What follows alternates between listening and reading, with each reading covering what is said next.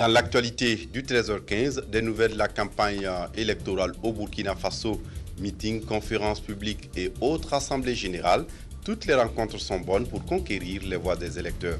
Dans ce journal, les échos avec les partis de l'opposition. Et puis en France, la crise est ouverte à l'UMP à l'issue de l'élection du président du parti. Les deux camps crient à la victoire. Conséquence, la commission chargée de l'organisation des élections décide de reprendre le décompte des voix. Dans ce journal, les raisons d'un chaos. Mesdames, Messieurs, bonjour et ravi de vous retrouver.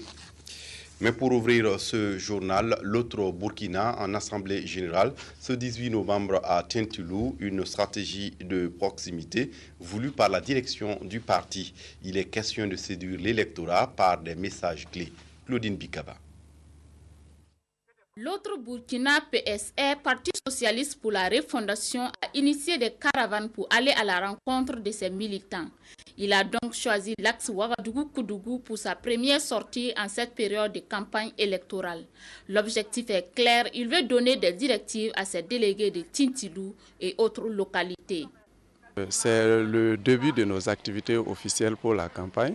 Et nous sommes sortis sur ce premier axe-là pour rencontrer nos structures de base et les inviter à se mettre au travail en termes de mobilisation, de conscientisation, d'explication de notre programme en vue des élections couplées à venir. Je crois que c'est plus ou moins ce que font le plus grand nombre de partis. Parce qu'en réalité, il y a des méthodes qui sont connues. Les grands rassemblements, les meetings. Mais je ne crois pas un seul instant que, nous ayons les moyens de le faire. Deux, les conditions aujourd'hui ne permettent pas de faire ce genre de rassemblement. Nous avons opté pour le porte-à-porte. Et les AG, ceux qui sont là représentent les structures du parti dans le département.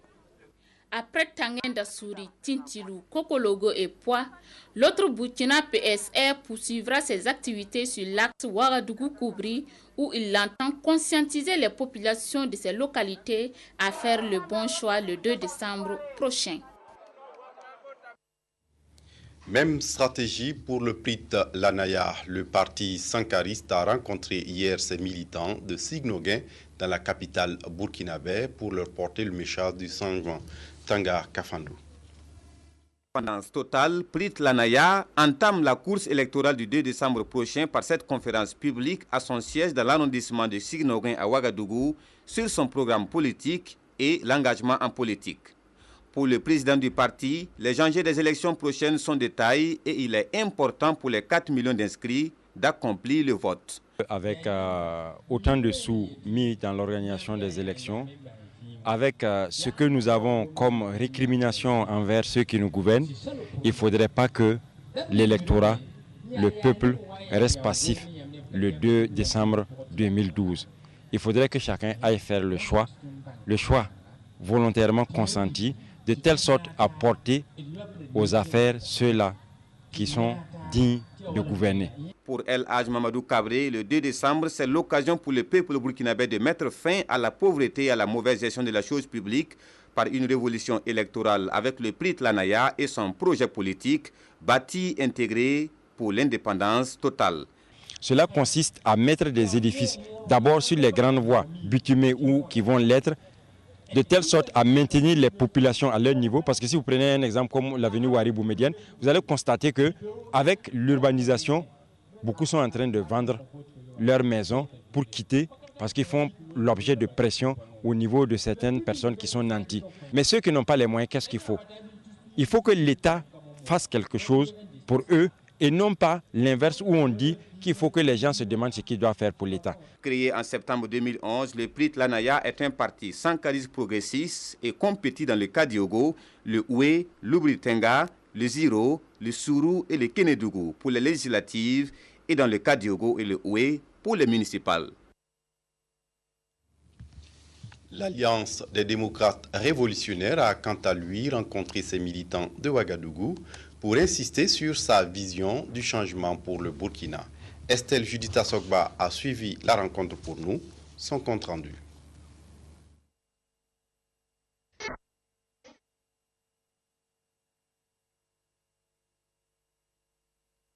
Cette conférence publique marque le top départ des activités du Parti de l'Alliance des démocrates révolutionnaires ADR pour ces élections législatives et municipales. La contribution de l'ADR dans l'animation de la vie politique au Burkina Faso est le thème qui a retenu l'attention des militants et sympathisants du parti. Nous avons dit que maintenant, il faut finir avec les discours. On en a connu. Ceux qui nous ont devancés sur le terrain ont proposé des choses. Mais quand ils sont au perchoir, ils tournent le dos au peuple. Cela nous complique la tâche. Mais nous ne devons pas nous décourager. Et nous disons que ce ne sont pas les discours qui nous caractérisent, mais ce sont les actes que nous posons qui nous caractérisent. Et nous entendons faire en sorte que ce peuple-là sache qu'il y a effectivement des gens qui sont venus pour les sauver de cette situation de misère. L'objectif du parti est de conquérir le pouvoir par les urnes en vue d'instaurer une démocratie populaire lors des prochaines échéances électorales. Pour ces législatives et municipales, l'ADR compte mener la lutte pour conserver la mairie qu'elle avait conquise en 2006 dans le Ziro. Il ambitionne aussi obtenir au moins un député à l'Assemblée nationale. Pour y parvenir, ce parti appelle au rassemblement. Le message de rassemblement, le message de confiance, le message de l'engagement pour que effectivement le 2 décembre nous puissions avoir ne serait-ce qu'un représentant à l'Assemblée nationale pour montrer enfin qu'il y a des gens qui sont engagés pour faire changer les choses dans ce pays. L'Alliance des démocrates révolutionnaires est à sa deuxième bataille électorale depuis sa création en septembre 2005. Le parti est présent pour ses échéances dans 9 provinces et a une cinquantaine de candidats en liste qui convoitent les législatives et plus de 150 les municipales. Le parti est conduit par un présidium de 9 membres dénommé Présidium suprême de la Révolution. Il prévoit une vingtaine de meetings et une dizaine de conférences dans les provinces où il est en compétition. Autre chose à présent, c'est fini pour la rencontre préparatoire des hauts fonctionnaires de la 5e conférence de Tokyo sur le développement de l'Afrique. Pendant 3 jours, les experts ont réfléchi sur une économie solidaire et durable et une société incisive et résiliente. Explication Ramatou Ouzida, Jacques Lamissa, Tarpaga. Au terme de la réunion des hauts fonctionnaires pour la préparation de la 5e édition de la conférence internationale de Tokyo pour le développement de l'Afrique TICAD, les participants se sont félicités des résultats remarquables que les pays africains ont enregistrés en matière de développement économique et social. Il est également ressorti que la TICAD 5 devrait mettre l'accent sur le renforcement de la croissance économique, donner plus de visibilité et de soutien aux initiatives africaines et renforcer le partenariat à travers le dialogue avec le secteur privé et la société civile. Sur la base de tout ce qui a été retenu, la partie japonaise va faire un travail de synthèse pour maintenant tirer l'essentiel de toutes les préoccupations là et maintenant faire des propositions et de soumettre ce document à la Commission de l'Union africaine. La Commission de l'Union africaine fera un travail en son sein et maintenant retiendra un document qu'elle va maintenant envoyer à tous les États, dont le Burkina. Et ce travail-là doit être fait avant la réunion ministérielle prévue à Addis Abeba. Pendant ces 3 jours, les travaux se sont tenus autour des thèmes tels que économie solide et durable, société inclusive et résiliente, paix et stabilité. Cette rencontre a été une occasion pour les participants de réaffirmer leur leadership pour accélérer l'accomplissement des objectifs du millénaire pour le développement et formuler des programmes de développement de l'après 2015. Avec une coopération et un partenariat équilibré et un partenariat mutuellement bénéfique, où l'Afrique aussi doit trouver son équilibre. Mais l'Afrique doit s'organiser à l'intérieur et être accompagnée de l'extérieur par la communauté internationale et par ses partenaires pour avoir un moment de sérénité, de stabilité, pour renforcer ces institutions. Les conclusions de la présente rencontre feront l'objet d'une autre réunion préparatoire à Addis Abeba en 2013. La conférence de Tokyo pour le développement de l'Afrique est prévue pour se tenir en juin 2013. La fête nationale du 11 décembre a lieu à Koudougou, mais les préparatifs ont aussi lieu à Ouagadougou. Le gouverneur de la région du Centre-Ouest a rencontré les ressortissants de la région à Ouagadougou, histoire de les galvaniser. Oumou Sissé, Nyarkiteda. À Ouagadougou, le gouverneur de la région du Centre-Ouest est venu à la rencontre des ressortissants de la région.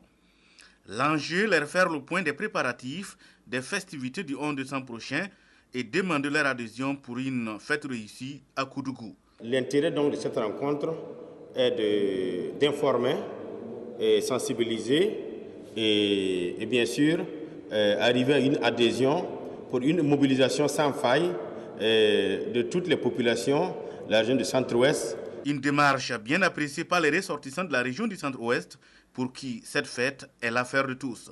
Dans un contexte africain. En Afrique, lorsque quelqu'un vient chez vous, c'est vous qui l'accueillez. Ce n'est pas lui qui vient pour préparer les conditions de son accueil. Donc, il faut, que nous sachions que le développement, c'est nous d'abord. Deuxièmement, que nous sachions nous enraciner dans notre culture. Nous devons recevoir les gens et nous devons faire en sorte que quand ils repartent, qu'ils disent que la ville de Koudougou, la région du Centre-Ouest, leur a réservé un bon accueil. Le 11 décembre avance à grands pas. Et le souhait du comité d'organisation, une réussite totale avec l'implication de tous les acteurs au développement. C'est pourquoi, à cette rencontre, le gouverneur de la région invite l'ensemble des ressortissants à regarder dans la même direction pour relever le pari. Les acteurs judiciaires sont sensibilisés à Ouagadougou sur les textes protecteurs des droits des personnes vivant avec le VIH-Sida. Il s'agit de les outiller pour une implication effective dans la lutte. Lazare Pouya.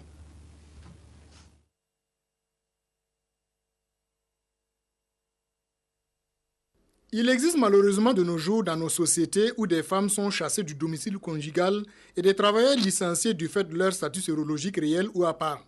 Pire, des enfants ne vont plus à l'école du fait des moqueries de leurs pères parce que leurs parents sont séropositifs. Nous sommes les seuls pêcheurs de la communauté.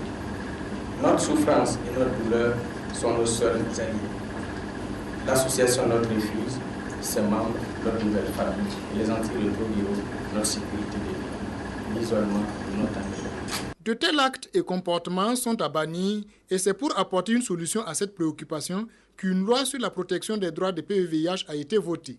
Malheureusement, cette loi n'est pas bien connue des bénéficiaires et des magistrats et responsables de maisons d'arrêt et de correction, d'où l'organisation de cet atelier de sensibilisation.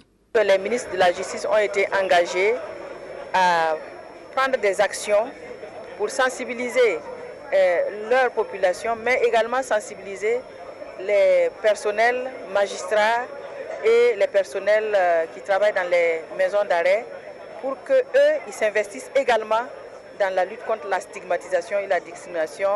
Outre les textes nationaux, il existe au plan international des normes assurant la protection des droits des PEVIH et l'implication du personnel de la justice est vivement recommandée. On a encore des défis en ce qui concerne les droits des personnes vivant avec le VIH. Le fait que les personnes sont victimes de stigmatisation, parfois de discrimination et même souvent de violence. Ce sont toutes ces questions-là qui doivent en fait accompagner la lutte pour donner de la qualité aux résultats chiffrés qui sont très bons pour le Burkina. Au sortir de ces 3 jours d'échange, magistrats et responsables de maisons d'arrêt et de correction seront mieux outillés pour s'impliquer davantage dans la lutte contre le VIH-Sida au Burkina Faso. Pour contribuer à l'accroissement de la sécurité alimentaire dans la région du Plateau central, le projet de développement rural intégré est lancé. Il va durer 5 ans et va concerner surtout l'octroi des crédits et l'augmentation des productions agro-pastorales. Des détails avec Ernest Kambiré. Le projet de développement rural intégré du Plateau central est un projet conçu pour renforcer la sécurité alimentaire des populations et lutter contre la pauvreté dans la région à travers l'intensification de la production agricole et l'entrepreneuriat agricole. C'est un projet qui s'exécute sur 5 ans et permettra de réaliser d'importants investissements physiques et d'investir dans l'homme. Il faut assurer la production, mais il faut aussi s'occuper des autres maillons, tels que l'écoulement, d'où le volet des enclavements. Il faut s'occuper des volets aussi transformation, d'où évidemment les microcrédits pour permettre aux populations d'acquérir les matériels nécessaires. 9000 vaches qui vont être inséminées, ça veut dire qu'ils vont recevoir des gènes permettant une amélioration de la production laitière de nos vaches d'ici. Et ça va être surtout confié aux femmes dans les différents ménages. Cofinancé à hauteur de plus de 10 milliards de francs CFA par l'État burkinabé et la Banque islamique de développement, le projet de développement rural intégré de la région du Plateau central comporte un volet microfinance basé sur un mode de financement islamique où les risques sont partagés à égalité. C'est une opération pionnière au Burkina et le souhait de la banque est que cette activité fasse tache d'huile. On cultive, on produit, c'est pour avoir de l'argent, pour améliorer ses conditions de vie. Et nous pensons que ce projet va atteindre ses objectifs. Le PDRI du Plateau central lancé à Zignaré permettra également la réalisation et la réhabilitation de pistes rurales et touchera au total plus de 50 000 ménages dans la région. Le Croissant Rouge algérien n'oublie pas les réfugiés maliens au Burkina. Il leur a fait don de kits scolaires et de vivres. Yacouba Agoro. Après une visite de constat sur les sites des réfugiés de Gandafabou et Ferrerio, le Croissant Rouge algérien vole au secours des réfugiés maliens du Burkina Faso. Cette remise symbolique de kits scolaires est un échantillon des dons déjà effectués sur le terrain au profit de la Croix-Rouge burkinabé. L'aide humanitaire constituée de 30 tonnes de riz, des tonnes de pâtes, du lait et 1000 kits scolaires pour les enfants scolarisés et plus de 800 kilos de médicaments. Ça relève d'un geste modeste, mais surtout sincère. Nous sommes très contents de déjà matérialiser cette coopération-là par cette assistance qui nous vient du Croissant Rouge algérien et qui est allé déjà sur le terrain. Et ce que nous venons de faire tout de suite, c'est uniquement symbolique, sinon tous les dons sont déjà sur le terrain. Ce don entre dans le cadre du renforcement de la coopération Sud-Sud. Pour Abdelkrim Benchia, ambassadeur de l'Algérie, ce geste vient renforcer l'appui de leur gouvernement en faveur des réfugiés maliens. Voilà, c'est tout pour cette édition. Ne décrochez pas tout à l'heure votre programme 5 minutes pour convaincre. Et ce soir, programme croisé autour de 21h. Voilà, c'est tout pour cette édition. Merci de l'avoir suivi. Très bonne suite de programmes sur la RTB. Au revoir.